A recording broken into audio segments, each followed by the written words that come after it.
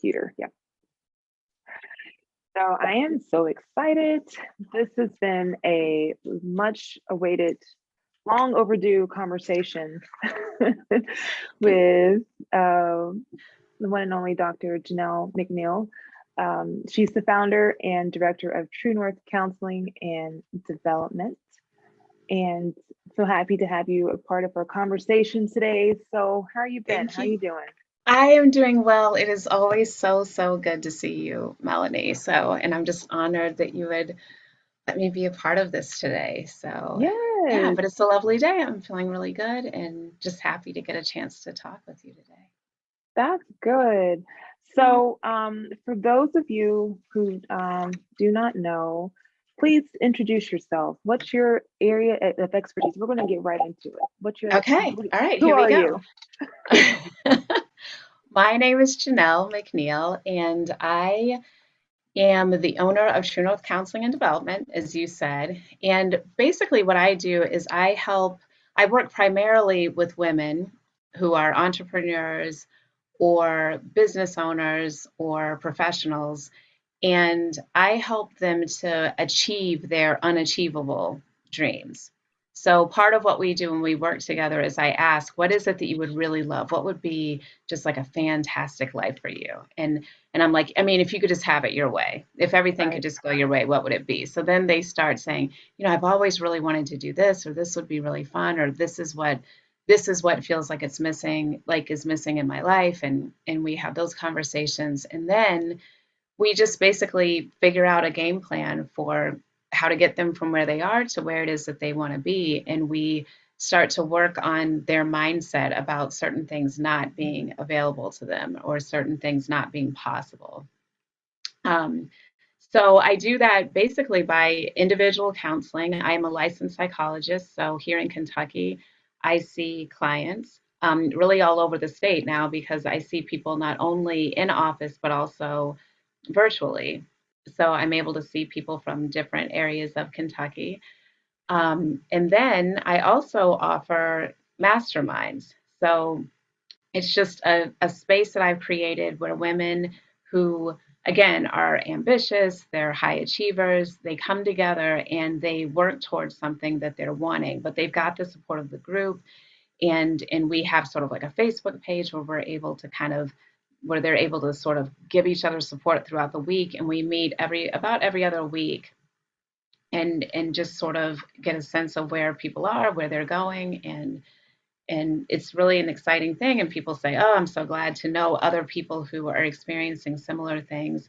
They can get advice from each other, they can just get support from each other. So yeah, that's sort of what we do. And usually people say that they a lot one some of the benefits that people say they get, whether it's from counseling or from the masterminds or more of our development branch, is that they get more of a sense of clarity. They have more of a sense of confidence that yes, I can do this. I have the ability to manage my emotions. I have the ability to manage all the different things that are going on in our lives because we have so much going on in our in our lives and the world outside, and sort of working with that rhythm. The A lot of people call it the work life balance. I call it more of a work life rhythm because I don't think it's in balance. I think that sometimes we're more in this area and then we move more in this area, and we find ways to be comfortable with that rhythm of juggling all the stuff. And I want to anchor on that one because I think as women, that is something that I struggle with personally. And I think especially being like a small business owner, you Yes. wear a lot of hats. And when this is my baby, like that I've created, like Yes. this program, and it's like you kind of you want things done right. But that is a conversation that I do have with a lot of women is like, how do you find that balance? And I like what you said, is a rhythm. I never really Yes. thought of it that way. So can you talk about that? Sure. I feel like when we think about work-life balance, what I'm always wanting for the people that I work with, I want them to get some wins early on. So if I Hmm. say, "Oh, we're going to achieve work-life balance," first of all, I don't have work-life balance. I don't know anyone in my life who has work-life balance. But when I say the rhythm, there are periods in life. So if you think of being a startup, when your business is in that startup mode, and you're the accountant, you're the virtual assistant, you're the person who's providing the service or making the product that you have. You're doing all of the different. You're the CPA. You're all of the different things. You're the marketing Yeah. department. And Yeah. so what can happen is that we have to figure out we have the work things going on, but we also likely have relationships, right? We have our health, we have our spirit, we have all these different aspects of ourselves that can very easily get pushed over to the side. And if we can sort of give ourselves some compassion where we say, oh, of course I'm spending more time right now in the business because it's new. Like you said, our businesses very much can feel like our babies, right? It's Mhm. like, oh, you care so much about it. You're putting so much effort into it. But if you can realize this is just for a little season, for a season, I'm going to do this, and more of my attention may be in this area, but I'm also going to give attention in these other areas. So that's part of what we do is we figure out what is a reasonable work schedule. We talk a lot about, especially in this past year in 2020 and the beginning of 2021, I'm encouraging people to have reasonable expectations for unreasonable times. Hmm. This I has just like been that. a hot mess. Thank you. I liked it too. You And need so to I said coin it. that. I like that. I I said like it more than that. once. I said it and I was like, ooh, I like that one. But it's the truth, right? Um, if you're feeling anxious right now, or if you're feeling unsure, or if you're feeling unsteady, so many of us are. This is an unsteadying time. Hmm. So instead of feeling bad about it or like, oh, there's something terribly wrong with me, then we just sort of look at it as, oh, how can I change the way that I am in the world right now so that I can be more gentle with myself. I can be more patient with myself and the other people around us, right? Everybody's needing just a little more kindness, a little more space, a little more understanding right now. Yeah. And so that way you can say, oh, maybe I didn't make dinner 5 days out of the week this I don't know that Yeah. I've ever done that, but still, maybe I didn't maybe I didn't make dinner 5 days out of the week. But I made it once. And you Yeah. know what? That's gonna be good enough. That's gonna be good enough for right now. Everybody ate, nobody went hungry, right? It just maybe wasn't a masterpiece. And so this idea of we're doing our best to stay above water, and how can we not feel bad every day about what we have and haven't accomplished? How can we just be more at peace and say, this isn't the way that I typically have lived my life. This isn't the standard that I typically have set for myself. However, it's inappropriate for me to have that same standard because I'm not living in the same world. I'm not experiencing the same thing. And you're being called on in so many different ways right now. So Yeah. that's what It's I kind of interesting mean that by freedom. you said that because for me early on, I was like, oh, I've got all this time off. Like my business was closed for 3 months, right? I'm like, Gosh, all right, this is gonna be like a nice little gosh. vacation. I'm gonna take time off and I'm gonna get everything done that I haven't done. And I'm gonna sleep. I'm gonna stay up all night. I'm gonna party like a rock star, not, and I'm just gonna be like a big kid and just not do anything because there's nothing to do. And then that part of me started to creep in that you were saying earlier, as far as feeling bad. It's like, wow, I'm home. I'm wasting time. I should be making dinner. I should Yeah, be working on this project. I need to be taking care of this. I've got all this time now. Why aren't I being productive? And I think a lot of us were like that. I was having conversations with a lot of people, and it was the same thing where they were just like, dishes are in the sink, yep, laundry is still, in the hamper, and I've got clothes that haven't been folded yet. And we were all kind of like in this weird place of just trying to figure out, what's next? How do we go on from here? How do I manage? Some of us, turn to different things to manage stress, anxiety. Sometimes it's not the healthiest. Right. uh, you know, but we're all managing in different ways. And so I think you mentioned something earlier, or not yet, but like a techniques or like a rain technique or something that you talked about.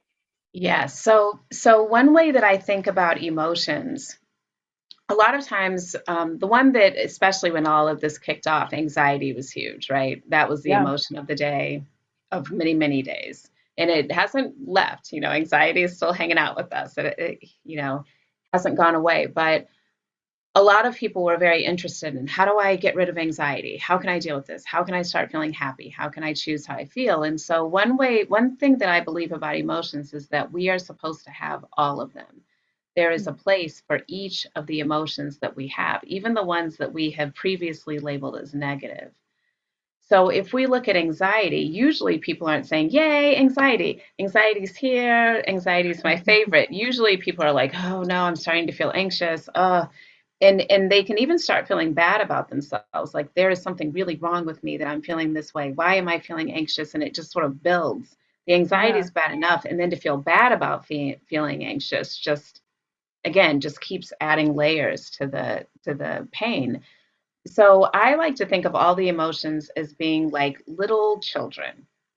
And we know little children that they get upset, they come running to their caretaker, and they pull on them, they tug on them, and they're crying, and they're like, "I need your attention, I need your attention." But we also know what that's like. Now, it can be a child, it can be a pet, it can be anything, right? Because Hmm. I've also had dogs where it's been the same thing. Yeah. They're just barking, and it's like, shh, you're on the phone, you're like, just, not right now, and please stop, right?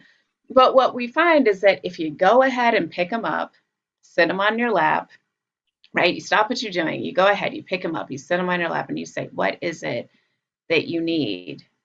Right? What is it? You Hmm. just you just get really still. What is it that you need? What is it that you're trying to tell me? You ask these questions of the various emotions that are coming and that want your attention. You go ahead and just give them that attention. You say, "What is it that you need? What is it you're trying to tell me?" And then they have a chance to say, and anxiety loves to say, I'm looking out for you. Anxiety really loves us, right? Anxiety cares so much about you, and it's worried that you're going to miss something big that could hurt you.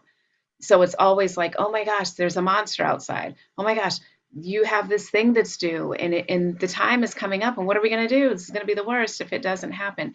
Anxiety is always just trying to say, "Have you noticed? Have you looked into this? Have you worried about this? Mm. This is what could be happening." If you imagine a small child who was saying that to you, right? You wouldn't be mad at them. You could say, "Get away from me. I don't want to talk to you." You could do that. But what you also could do would just say, "Oh, you're welcome here." Right? You are one Hmm. of my many children. If you, that'd be a lot of kids if you had a Right. child for every emotion. But instead, you just pick up anxiety and you say, "What is it that you're trying to tell me?" And then you say, "Oh, okay. So you're worried about this. And you're worried that the laundry isn't finished, and that maybe you're just going to let the whole house completely slide, or you're worried that you're going to gain 5 million pounds because all you want to do is sleep and eat, or you're worried about this." Okay, now I understand what you're concerned about, right? Mm. And then you let them know, "I got this because I'm the adult here. So I'm Hmm. glad you came and told me what you're concerned about, but I just want to let you know that it's going to be okay, and I'm here, and we can do this. All right? Now you can stay here on my lap as long as you want." And this is the key. We let the feeling stay. We don't say, "Get away from me." We don't say, "Got it, got it, got it. Okay, go. Hurry up and leave." We don't say that. We say, "Stay," just like any other child, right? The child Hmm. comes, they're crying, they're upset. You pick them up and you say, "Well, stay here as long as you want." You might rock them. You Hmm. might just take your time, take your time. We're in no hurry. Just be here as Hmm. long as you want. Not that you have to be here, but when you're ready to go, you can go. Then generally that's what happens. They get their needs met, they feel like they've been heard, and they get up and go play.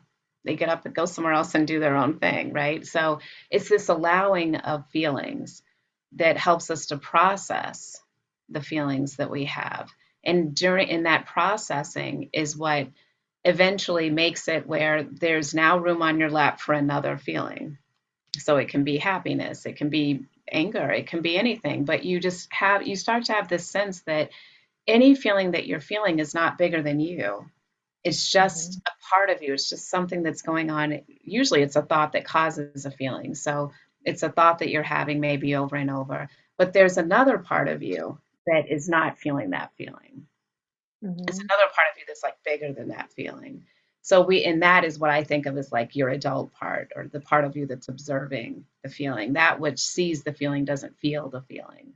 It's just, it's the adult part of you that's like holding your anxiety, like kindly and lovingly. You're holding it, but Mm. you're also not all out of shape about it. You understand that kids get upset, they come, they cry, you talk to them, and then they're going to be Right. okay, right? Right. And then they go do the next thing, but you're still steady and calm and at peace. That's a great way to put it. I've never heard it that way. And I like that analogy because it is kind of hard, even though, kids can sometimes be irritating, but it is nice to think of it that way in a sense that you won't stay mad at them forever, especially when you see that No, they're hurting, and they're yeah, coming to you because it's like you're their safety net and yeah. they want you to fix them. They trust you. And when you think of your emotions, wow, And you I love like that. all of them, right? Yeah. You think of if you have children, or if you have nieces and nephews, if you have children in your life, again, like you said, sometimes they can be a little irritating, right? Or you can say, Mhm. oh, this one is going through this phase, and my goodness, right? I'll be glad when we're out of this phase. But you still love them the same. So your angry Right, child, you still love your angry child. right. You still love your happy child. You love your joyful child. You love the children of whatever state, right? The jealous Yeah, child, all the different children. You love them all, but they're very different, and you just yeah, accept it, yeah. you know. There was something, it's funny, like, when you listen to music, Mhm. it was, um it was a song by Coldplay, and I forget what song it was, but there was a part in the song, a lyric in the song where it was talking about, people like, our emotions are like a guest house. Yes, so Rumi, Yeah. a Sufi poet, has that. There's this idea that, or go ahead, tell more if you. Yeah, I just it was interesting to me because it kind of touched on what you were saying, that there's, our emotions are kind of teach us, we can learn a lot about ourselves from Yes, emotions if we allow ourselves to. right. We Um, welcome them. The idea that the yeah, emotions come to your door, and there may be some that you're like, "Ugh," you know, the Dixie, I guess they're now called the Chicks. Thank you, Dixie right. Chicks, for fixing that. But anyway, the Chicks, they had this song called "Hello, Mr. Heartache." I've been expecting you. And they describe how like heartache comes in and like tears up the house and does all this stuff, Uh-huh. and what it's like. But it's this idea, it's very similar to that Rumi idea of like these different emotions come to the front door. We're gracious hosts. We welcome all of them. And what they end up doing is they help us, right? They end up helping us. It's good to have seen them, and it's good to be influenced by them to some degree, right? They're because they're really just a part of us. They're Right. family. It's just like a Yeah. family reunion, right? So Yeah. you may have that one person in the family where you're like, "Ah," right, like but still, you're family. You Yeah. love them. It's like, all right, we're family. Growing up, it was like I was taught that you can have your emotions, but don't sit in it. Don't Mhm. wallow like in your sadness or your pity. Acknowledge it, but don't get Yes. stuck there. Right. And I Yeah. I believe in that to some degree. So sometimes I feel like people push people through it a little too quickly. So it Uh-huh. depends on the emotion, it depends on the situation and what's happening. So I speak more about allowing. There is a certain technique that I have learned from Tara Brach, who is a therapist and a meditation person who knows a whole lot about that sort of thing. And Mhm. she has a method called the RAIN method, where R in each letter stands for something. So R stands for recognizing. So it's the same thing where you recognize that, oh, anxiety is here. This is anxiety. Because a lot of times we'll, especially as women, we're so busy, right? We're Yes. running around doing a million things, and you might not feel really good that day, but you're moving so quickly and you're doing so many things that you don't stop and say, what is going on with me? Like, what is this? What is this feeling?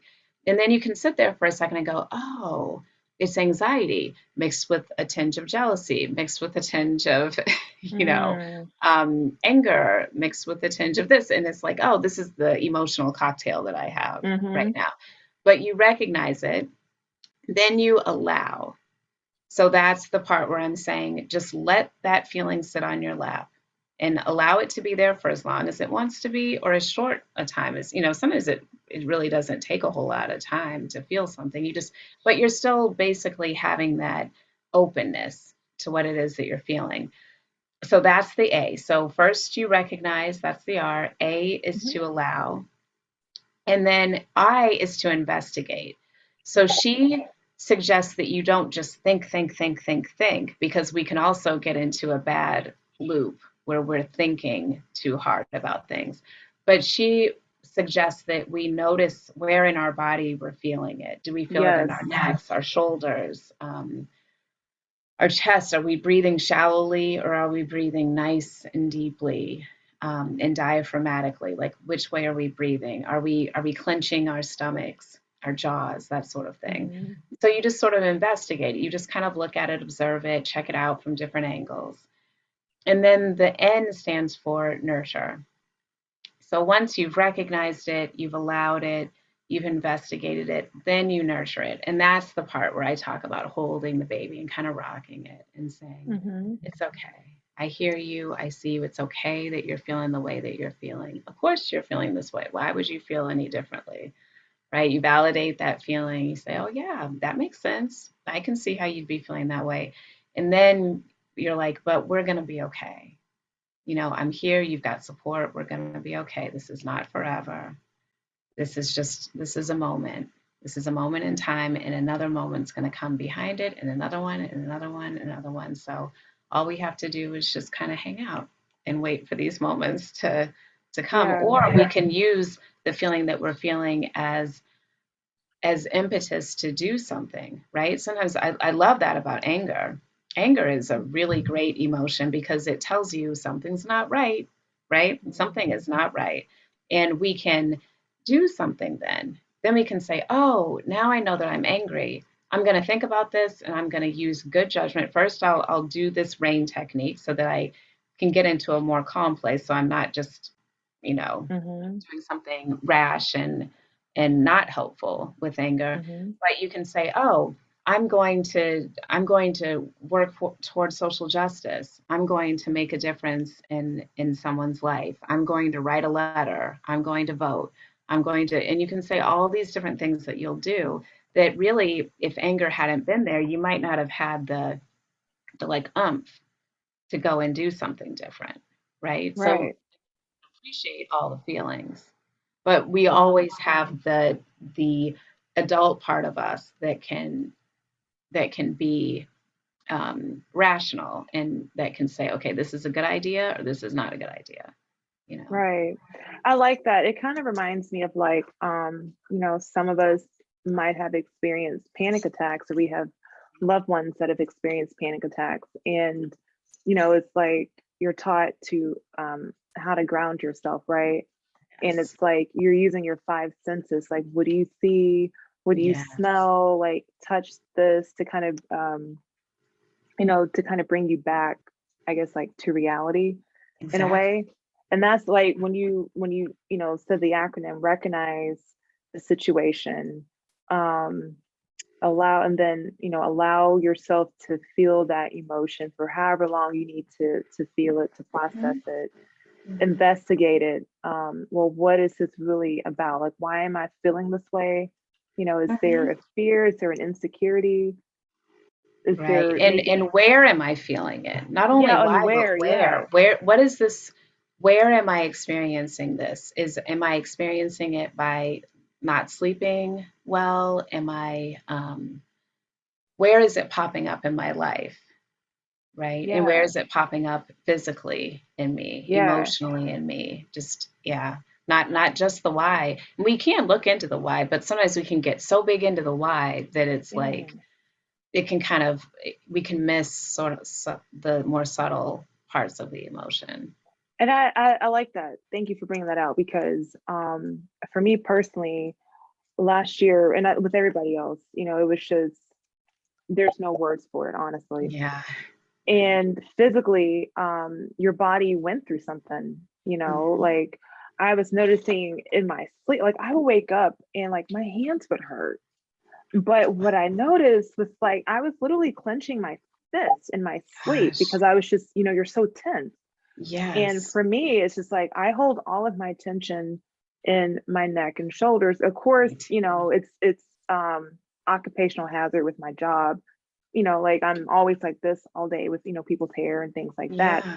But I've gone to massage therapists and they're like, man, you've got some knots that we need to work this out. Yeah. And yeah, Yeah. like you're like, and then you don't realize how much you're internalizing things. And Yes. for me, I thought I was pretty good expressing my feelings, but then they're like you said earlier, women, we go, go, go, go, go. Hmm. And you take in other people's emotions, not trying to, but because you care so much. Yes. You just Yes. like, I want to be here for you. Just let me know I've got you. And Yeah. then they feel better, but then you're like, oh. And then what do you do with it? And then what I and Yeah. I just sit. I'm like, man, wow, that is a lot on top of whatever. And then it's like you don't really categorize it. You just kind of just sit it on the shelf. And then Mm. you don't sit and think about what someone just said or maybe how you're Yeah. feeling in that moment. So I love this. I would share this with the world. That Yeah. is such an amazing I mean, like you can use it for everything. You can. That's the Yeah. beauty of it. It works. I mean, she's brilliant. She's really a great teacher. If you ever want to look into her, it's Tara, Tara, and Brock, Brach is her name. Um, but she has a podcast that is just her name. I mean, if you look her up, you'll see that she's done a lot of different things. But yeah, I mean, I love it because it's so simple, it's easy to remember, and Mhm. it just helps you get that sense of groundedness and that sense of stability when you're not feeling it, but you want to. Yeah. So if there was, like three things that you wanted to share with women in regards to their mental health, what would that be? Or even just one Oof. thing. um, I think that we spend a lot of time taking care of other people, which is a Yeah. lovely thing, but we generally tend to put our own emotions, our own feelings, like you said, aside. And Mhm. so I think it takes a lot of effort sometimes to say, I'm going to take the time and the effort to take care of myself. That would be one thing that I think is really important. The other thing is that a lot of us have been raised to be good girls, right? We've been Mhm. raised to be good people, good girls, not to be difficult, not to cause anybody any harm, to share, to be kind, right? Those are good things. But part of that training is to pretend that we feel a way that we don't feel a lot of the time, right? Even if we just think about shoes that we wear, Mhm. right? Think about heels. Think about high Mhm. heels, especially the Mhm. ones that look really good right now, right? Mhm. Super high heels. Mhm. They can be very painful. They can just not feel that well, right? But we're taught to put those shoes on and then smile. We're taught to feel pain and smile through it and not Mhm. show the pain, to stand up strong, to walk, to basically just put feelings behind us or put them beside us or pretend that they're not there, but to show a face to the world that everything is fine. And Yeah. so that's something the women that I work with, and really just anybody, this also happens with men too, right? They have really anybody who identifies in any sort of way has probably been taught